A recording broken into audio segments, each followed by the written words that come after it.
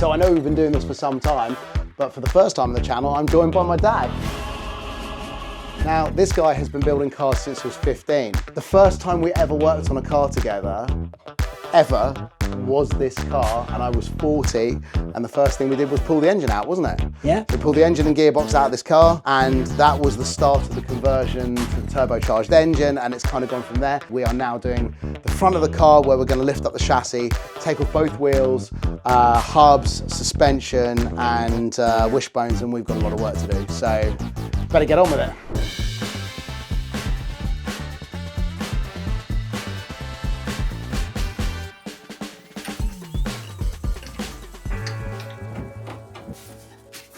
For somebody who's been working on the cars since the 1960s, how's this looking?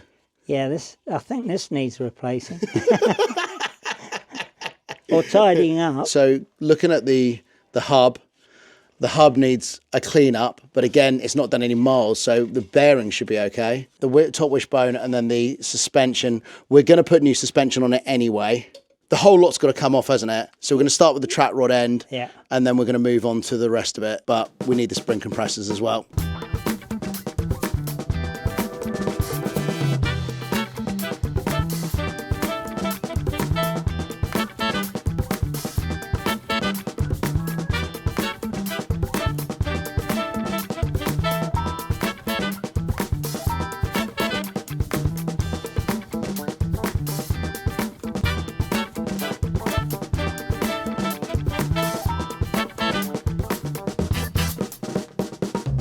So, a mere 3 hours later, we have got spring, shock, and you can see why these were so difficult to get off because they are absolutely rusted away. And then, if you look down here, you can see the upper control arm with the wishbone, lower control arm. They are really rusty, but I think it's surface rust. We've got the track rod end off. It's just a case now of taking off the hub, which unbolts under here, at the bottom on the ball joint there, and then the bolt at the back, but I think we're going to call it a night.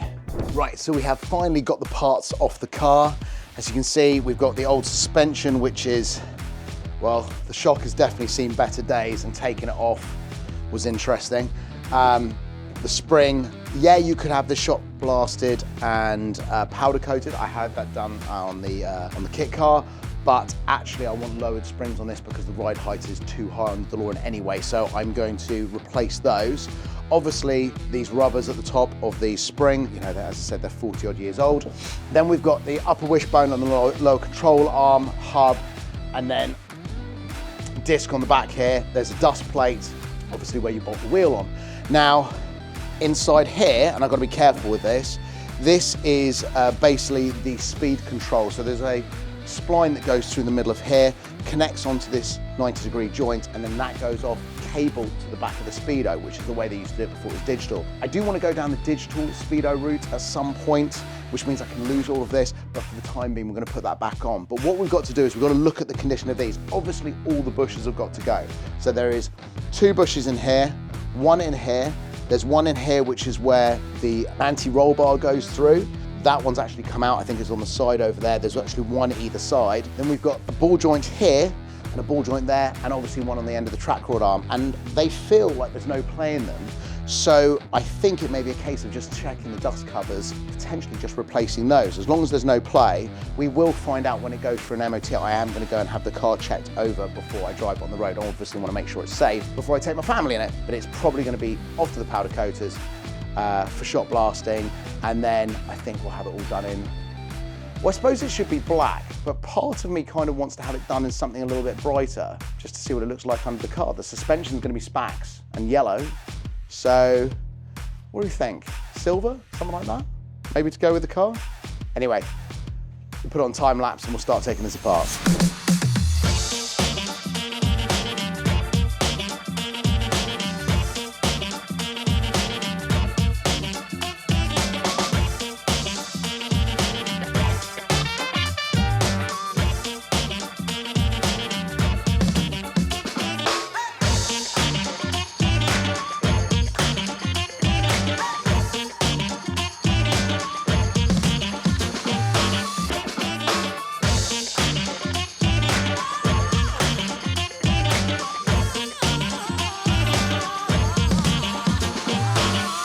Right, we are basically there stripped down. So we have got the hub and the dust shield. That's relatively easy. It can be powder coated, that can go back on, new dust shield.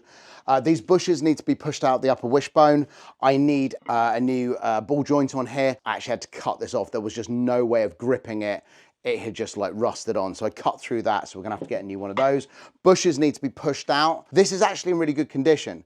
I know it looks like trash. This is actually quite strong and it's mainly surface rust and there's no damage to it. It's basically the shape it would have been when it came out, except it just looks, you know, a bit crusty. However, and I've left one side to show you, this is the lower control arm. Now, if you look at this side here and specifically along this line, it's waving all over the place. It's basically where it's taken a battering over the years. If you look at this side where it's nice and straight, or, you know, pretty straight, that's by me putting it in a vise, tightening up and then basically flattening that all these wobbly bits out. So wobbly bits, obviously a technical term, but you can see that I've taken out the ball joint. This just needs tidying up on this side. Again, apart from that, there's nothing to worry about apart from surface rust. So again, powder coat this, or shot blast it first, powder coat it. I've got to do the whole other side of the car, but you don't need to watch me do that. So as I've been saying, the chassis needs a bit of work. We've covered over the rust and kind of protected as best we can. Now I'm gonna paint it. Now what I'm actually gonna paint it with is Hammerite.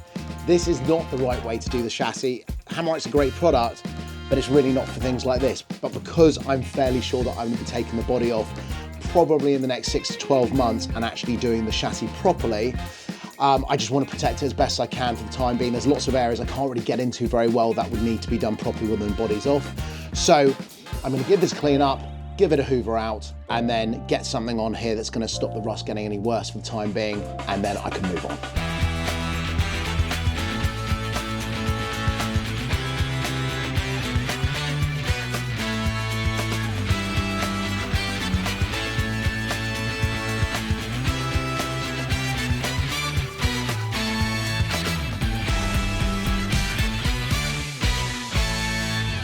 Right, so things are coming along and just gonna stop for a moment just to show you what's been happening here. This, which is freshly painted, is actually dusty because after the paint went off and dried. Under here, you can see that this has all been freshly painted as well. So this is ready for the suspension to go back in, and really excited about putting that all together. But the lower control arms have bushes that need to be pressed in, which I don't have a press here to do it. So I've got to take them off and get them done possibly tomorrow. So in the meantime, I'm going around and I'm doing other things like this. So where I had the points that the radiator bolts on, I've had to drill those out and again put riv nuts in, which will make life a lot easier down the line removing things. So I'm tempted to put the radiator back in now, and I want to test the fans. So it's probably the right thing to do. So that if I put the radiator in, on here, I'm actually gonna have to mount the electricals, which I cut off, which I was working on in my office. So probably what I'm gonna do next, but it'd be great to get the radiator in and see what it's gonna look like, and then start running the hoses, because I've got to work out where I'm gonna run them to get past the fuel tank, which goes down in there, in that recess, and then through to the back of the car. So let's get on to that. What I'm trying to work out at the moment is I want to put the radiator in, but I want to avoid taking it out again. So when it goes in, is there any reason why I would have to take it out? All the hoses come off the back of the radiator.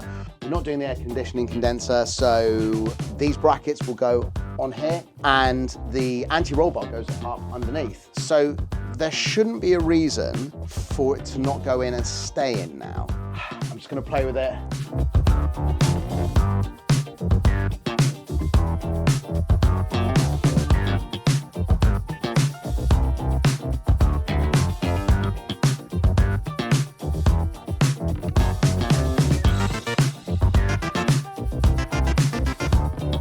So the radiator's in. It's great to see new parts going on the car. What should we do next? I'll be honest, I completely forgot that there are these braces on the back. I thought, seems a bit wobbly on the front. But yes, there's 2 stainless steel braces on the back, but you know, it's like there's about 50 jobs going on at once, and yeah, just missed that one. So I'm gonna put those on now. I've got the first one in. All you have to do is take out 2 of the bolts at the top that's holding the cowling for the fans onto the radiator. So I'm just doing them one at a time, just so it doesn't go it doesn't start separating. So I've done this side. That's gonna go over that hole like that. So that's nice and solid now. And do the other one. You don't need to stick around to watch that. While I'm here, this panel needs to go back in and it's gonna fit there. There's another piece that goes in there that needs to be, I suppose it needs to be remade really, but what I'm gonna do is I'm gonna put the riv nuts underneath this so that this panel can go back in because it's just another job out of the way and I've actually got some of the tools out at the moment anyway, so we're gonna do that.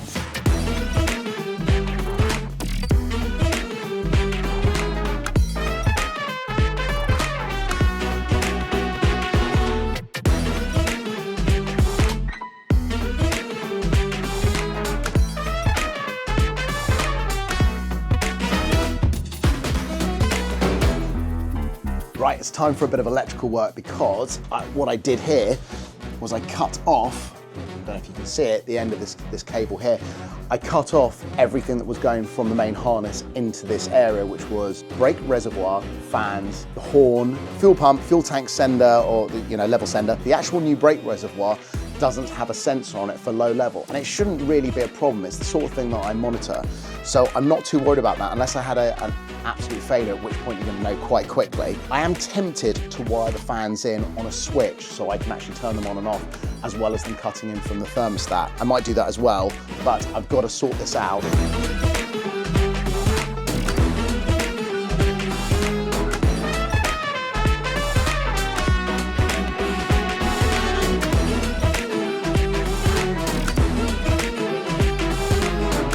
And what I've got is the connector block that I was building in the office, and this is going to go in here somewhere, and it means that if I need to detach all the wiring from the front, I can keep the harness together and remove it from the car, or do anything else that I may need to do to it. So that is what I'm going to be putting in now, but I need to clear up that wiring first.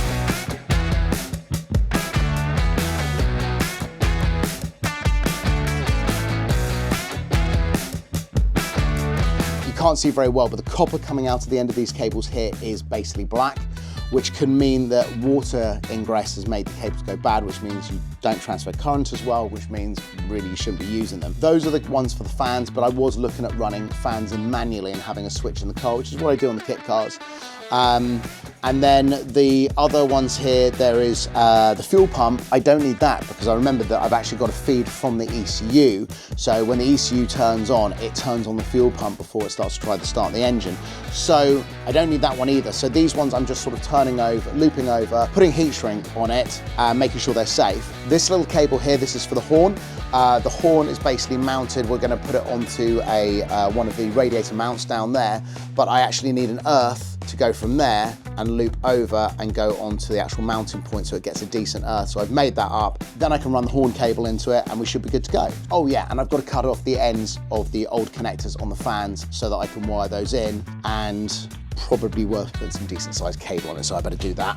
Right, now that I've actually got this in and the horn's wired up and the cables for the fans are ready for a power feed to them, I'm going to put in one of these. This basically means that I can run a positive feed from the battery, earth it, and then I can have lots and lots of different power points coming off where I can run through switches to save the fans. And then I can fuse them individually. It means I can use this to control things that I want to operate separately from the original switches. So this is going to have to go in here as well. It's just going to sit in for the time being because I need to get a long enough cable. I need about 4 meters to run from the battery, which is behind the passenger seat, all the way through the car, through the bulkhead to here. Then I can get my positive feed, I can earth it, and then I can run my switches and my fans. So I need to do that next.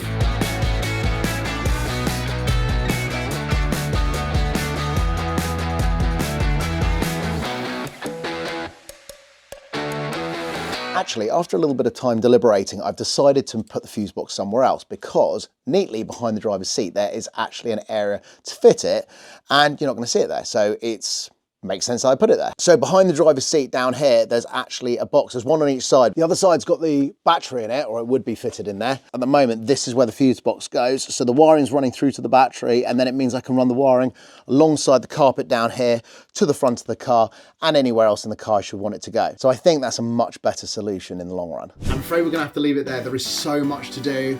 and I'm just getting through it as fast as I possibly can. At the same time, I want to be releasing the video so you can see what I'm up to. So I have to kind of keep stopping at a bit of a precipice because there's no real sort of like, we're done, because that's still a few weeks away. But thank you so much for watching. Don't forget to like and subscribe, and I'll see you in the next episode. Thanks, bye.